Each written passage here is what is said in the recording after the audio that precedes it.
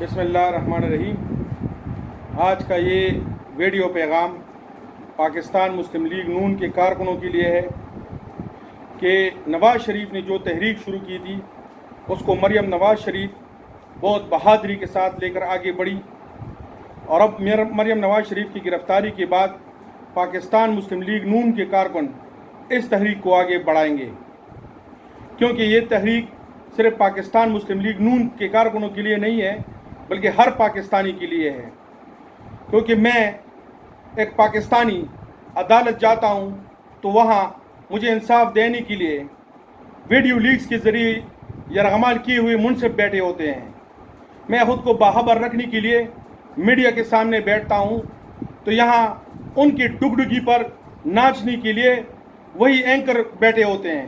جو اینکر میری آواز اٹھاتے ہیں ان کو میڈیا سے ہٹایا جاتا ہے، جو سیاسی رہنما میری بات کرتے ہیں ان کی تقاریر پر پابندی عائد کی جاتی ہے، میرے تمام حقوق کی پامالی کی جا رہی ہے۔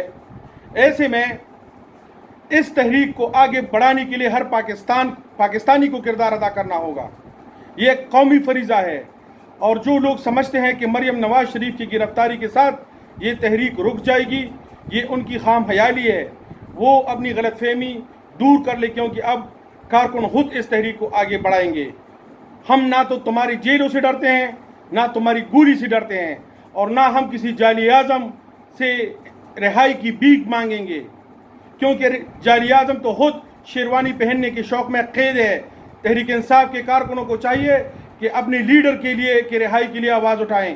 ہمارے لیڈران قید نہیں ہیں، ان کے ضمیر پر کوئی بوجھ نہیں ہے، ہمارے لیڈران آزاد ہیں، اور ہم رہائی نہیں مانگیں گے بلکہ ہم بھی ان کے ساتھ جیل جانے کے لیے تیار ہیں۔ انشاءاللہ ہم پاکستان کو آزاد کر کے رہیں گے۔